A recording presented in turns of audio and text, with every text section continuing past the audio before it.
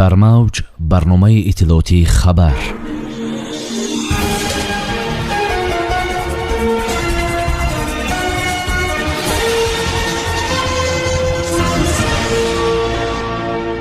ژاپن برای ساختمان و بازسازی 10 مکتب در تاجیکستان پول می‌دهد. از سرگیری پروازهای دائمی باز یک شرکت هوایی روسیه از تاجیکستان. آغاز ساختمان مکتب روسی در خوجند. لاوروف امکان حل مسالمت‌آمیز وضع در پنجشیر را ارزیابی کرد.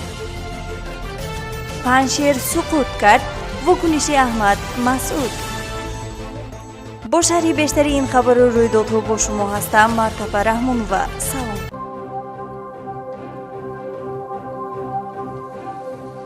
بنا به اطلاع سفارت ژاپن در دوشنبه اخیراً مراسم امضای 6 لایحه موافق برگزار گردید. سازشنامه‌ها از جانب تاکایوکی میاشیتا سفیر ژاپن در تاجیکستان و نمایندگان سازمان‌های داخلدار به امضا رسید. با اطلاع منبع حجم عمومی گرانت‌هایی که حکومت ژاپن برای ساختمان و تجدید 6 مکتب در مناطق مختلف تاجیکستان جدا کرده است 564,000 دلار را تشکیل می‌دهد. لایحه‌های در دایره برنامه حکومت ژاپن عاید به کمک به پول و امنیت بشردوستانه برای قشر بزرگ اهالی عملی کرده می شود. از جمله ساختمان مکتب رقم 19 در شهر راغون با ارزش بیش از 92,000 دلار، مکتب رقم 6 در شهر لیوکند با مبلغ بیش از 92,000 دلار، مکتب رقم 41 در ناحیه شهر نو، مکتب رقم 56 در ناحیه لخش و 2 مکتب در جماعت لاهوتی ناحیه خوالینگ به نقشه گرفته شده است. با اطلاع سفارت ژاپن در تاجیکستان قراردادها درباره جدا کردن مبلغ گرانت برای ساختمان 4 مکتب دیگر نیز روز 6 سپتامبر به امضا رسیده است.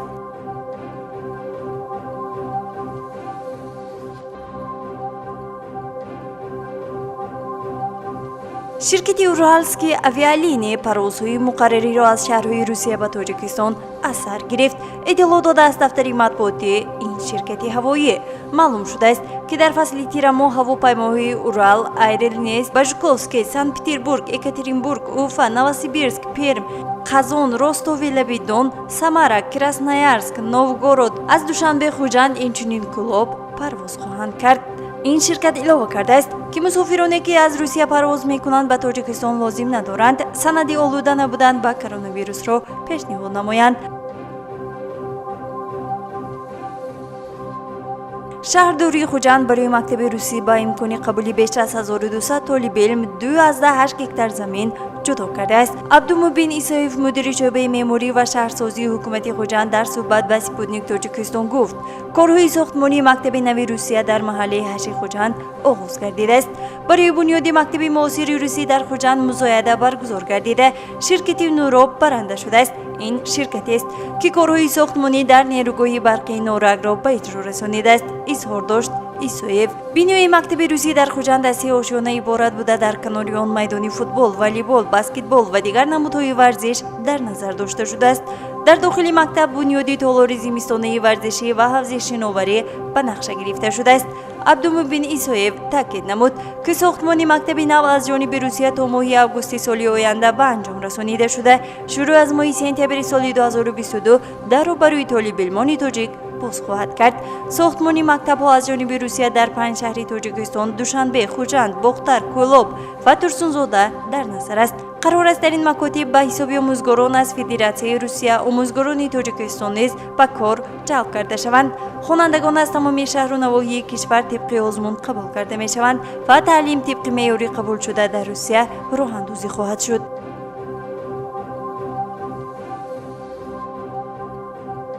حرکت طالبان اعلام کرد که پس از 5 روز جنگ موفق شد که به دره پنجشیر وارد شود.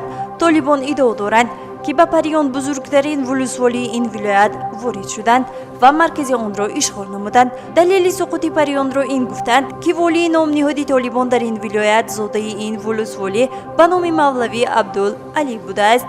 منابع طالبان خبر می‌دهد که پنجشیر را مکمل اشغال کرده است و امرالله صالح به تاجیکستان فرار کرده است. اما منابع سپوتنیک تاجیکستان میگویند آنها یک کمی موفق شدند که به ولسوالی پریان که والی نام نهادی پنجشیر زاده آن است وارد شوند. همزمان رسانه‌ها از فرار احمدی مسعود راهبر جنبش مقاومت ملی و امرالله صالح معاون رئیس جمهوری افغانستان خبر دادند. یکی از نزدیکان احمد مسعود به اسپوتنیک تاجیکستان گفت احمد مسعود در پنجشیر است و آنچه گفته می شود تبلیغات پاکستان است.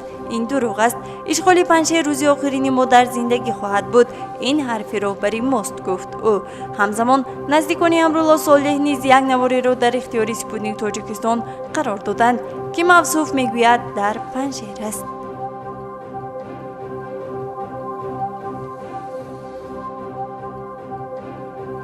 وزیر کارهای خارجه روسیه سرگئی لاوروف گفت که روسیه انتظار دارد که مقاومت بین جنبش طالبان و تاجیکان افغان در پنجشیر با مذاکرات خواهد گذشت. به اندیشه او آخرین زدوخوردهای جنگی در شمال افغانستان در دره پنجشیر به هر حال به مذاکرات می‌گذرد. لاوروف همچنین تاکید کرد که مسکو فعالانه با راه اندازی مکمل بین گروه‌های قومی و کنفرانسی در افغانستان مساعدت می‌کند. و یادآور شد که جانب روسیه بدون استثنا با تمام جامعه افغان تماس داشت، از جمله طالبان. قبلا جبهه مقاومت ملی افغانستان اعلام داشت که شهر چریکور مرکزی ولایت پروان در شمال کابل را تحت نظارت گرفته است. همچنین تاکید شد که در نتیجه جنگ‌ها در پنجشیر طالبان تلفاتی زیاد دادند. وضعیت در افغانستان ماه ایون در پی خروج نیروهای آمریکایی شدت گرفت. در میانه‌های ماه آگوست جنگجویان جنبش رادیکالی طالبان کابل را ضبط کردند. همینجا میرسیم به فرجام برنامه اطلاعاتی خبر. تا برنامه‌های دیگر تنسیت و پیروز باشید. خیر. برنامه اطلاعاتی خبر از رویدادهای تاجیکستان، منطقه و جهان آگاه باش.